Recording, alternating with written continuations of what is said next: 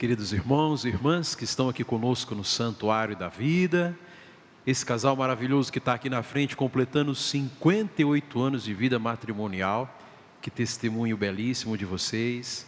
Também você que nos acompanha aí da sua casa, onde quer que você esteja, que bom podermos partilhar essa palavra com você, que bom que você abre a sua casa para ser também um santuário da vida, um santuário de vida.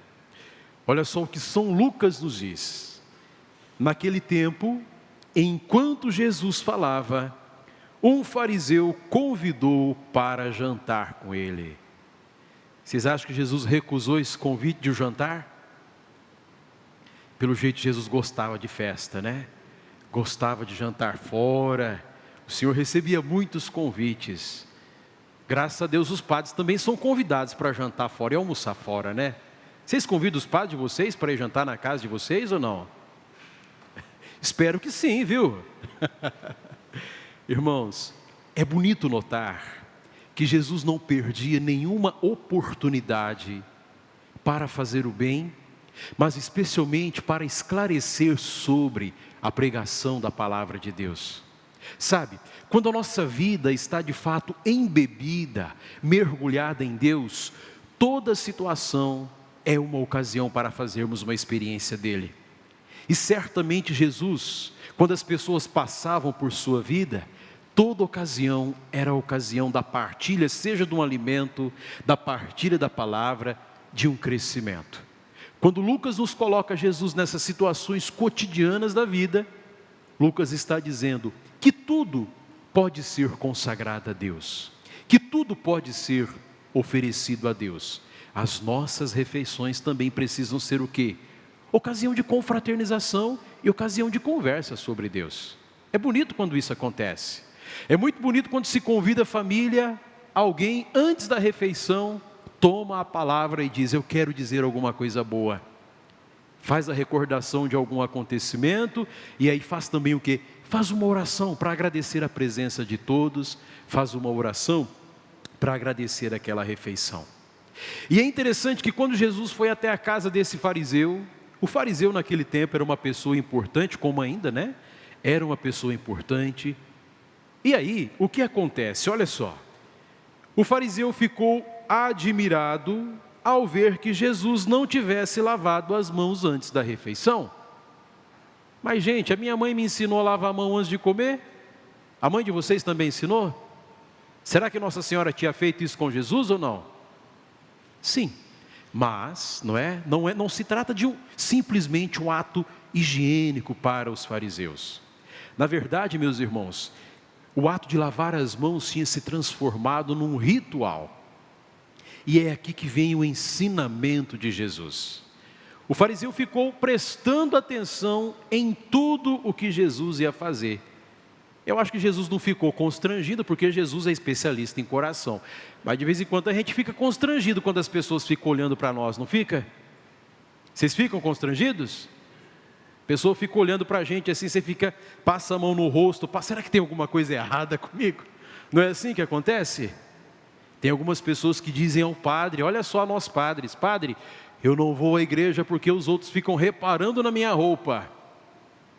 Não, a gente não pode desenvolver esse tipo de complexo. A gente tem que ir na igreja independente de qual roupa que seja. Até porque quem tem de estar na igreja é o nosso coração, o nosso ser todo. Mas de fato é delicado se alguém fica reparando a roupa dos outros na missa ou na igreja. A não ser que seja uma roupa não adequada, né, gente? Convenhamos, tem que ser uma roupinha adequada para participar da celebração. Mas Jesus estava sendo observado. É isso que acontece. Naquele jantar Jesus estava sendo observado. Qual era a observância externa? Eu não sei o que faria se Jesus fosse jantar na minha casa, né? Eu ia oferecer para ele um bolo de nozes, com certeza. Mas eu não sei se eu ia ficar reparando no Senhor. Eu acho que mais importante, irmãos e irmãs, até mesmo do que se come, é aquilo que se faz diante de uma refeição. Mas Jesus não lavou as mãos, ou seja, ele não cumpriu um rito estabelecido. Deixa eu explicar para vocês como é que funcionava. Dos 10 mandamentos, os nossos primeiros pais da fé, os judeus, o que eles fizeram? Mais ou menos aí 613 preceitos. a senhora falou nossa, que é bastante coisa, né? Como se fosse fácil observar 10, observar 613. E dentre esses 613, havia um modo de lavar também as mãos antes da refeição. Quando isso começou, era uma coisa muito boa. Por quê? Porque tinha um sentido. Porque até mesmo o modo de lavar as mãos, ou lavar um copo ou um prato, tinha o sentido de fazer com que tudo aquilo que fosse feito, fosse consagrado a Deus. E é bonito isso, não é bonito? É bonito que quando a gente reza a nossa vida, eu falei para vocês semana passada, né? Minha mãe está acompanhando a gente com meu pai na sala de casa, daqui a pouquinho eu vou estar lá. Está fazendo uma atividade em casa, ela coloca lá na Rede Vida no YouTube, né? Acompanha o terço, o Padre Lúcio com o terço, acompanha sempre uma programação, ou seja, está consagrando aquilo que é feito a Deus. O rito de lavar as mãos também tinha esse objetivo, mas com o passar do tempo, o que aconteceu com esse rito? Ele perdeu o sentido, aí ficou o rito pelo rito, fazer as coisas por fazer, aí não tinha sentido. É aqui que Jesus entra, meus irmãos e minhas irmãs. E olha só o que Jesus vai dizer para esse homem. Não diz só para ele, né? Para todo mundo. Com certeza havia mais fariseus ali. Ele diz assim: vós fariseus, limpais o copo e o prato por fora. Ou seja, vocês cumprem o rito, mas o vosso interior está cheio de roubos e maldades, insensatos. Com Deus não adianta a gente fazer o rito pelo rito. Por exemplo, vir à missa é um rito? Também. Pode ser só um rito? Pode. Se quando a gente não se transforma quando participa da missa. Quando a gente participa da missa com o coração, a missa não é só um rito, ela é um encontro verdadeiro com Deus. Assim também, irmãos e irmãs, precisa ser a nossa fé e a nossa religião. Se a nossa religião não nos leva a sermos mais parecidos com Jesus, não nos leva a sermos pessoas melhores, está se transformando somente num rito. As orações que nós fazemos, se não são capazes de nos levar a amar mais, as nossas orações não passam simplesmente de um rito, é a mesma coisa. E aí é que Jesus denuncia: olha, vocês são bonitos por fora, hein? Por fora vocês são mil maravilhas, mas por dentro, aí que Jesus diz: o coração de vocês está cheio de roubos e maldades. O fariseu prestou atenção na coisa errada. Ele foi olhar o modo errado e Jesus pegou o modo certo. Jesus falou assim: ô meu amigo, você me convidou para vir aqui jantar. Você está olhando no que eu faço, mas eu estou conhecendo o teu coração. A gente não vai julgar o fariseu, porque às vezes nós somos assim também, né? Às vezes a gente faz o nosso rito, reza o nosso terço, participa da missa, faz as nossas orações, mas se dá uma olhadinha no nosso coração e na nossa mente. Irmãos, o que Jesus está dizendo? Que o interior também precisa ser purificado, especialmente. E aí ele diz assim: olha, aquele que fez o exterior, não fez também o interior? Antes, dai esmola do que vós possuís, e tudo ficará puro para vós. A esmola é um exercício de piedade, é um exercício espiritual, que educa, sabe, antes de tudo, educa o nosso coração. Uma pessoa que tem uma espiritualidade profunda, ela pratica essas 3 grandes virtudes que Jesus diz: a oração, o jejum e a esmola. A esmola é um exercício espiritual para a educação do nosso interior. Não se trata simplesmente de ter uma fachada bonita, se trata de ter um interior bonito. E como é gostoso a gente conviver com gente bonita por dentro. É bom ou não é? É uma maravilha. Nós gostamos de conviver com pessoas que são belíssimas por dentro.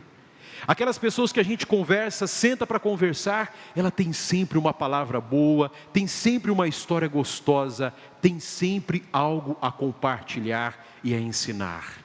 Irmãos, tudo isso faz parte de um processo.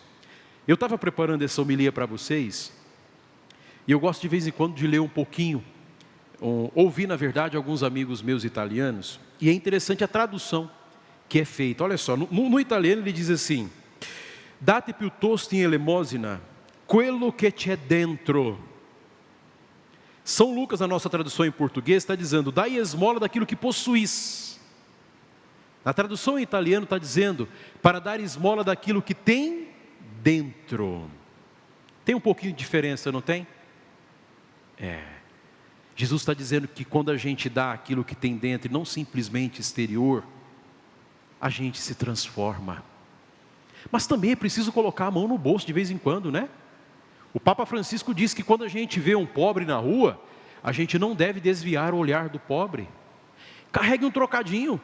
Ah, padre, vai comprar pinga. E você vai fazer a tua caridade. Faça a tua caridade, não julga o outro. Carrega R$2 no bolso.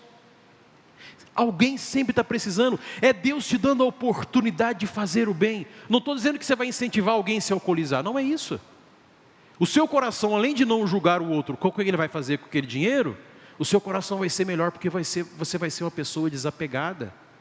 Saibamos, irmãos, trabalhar pela educação daquilo que temos dentro.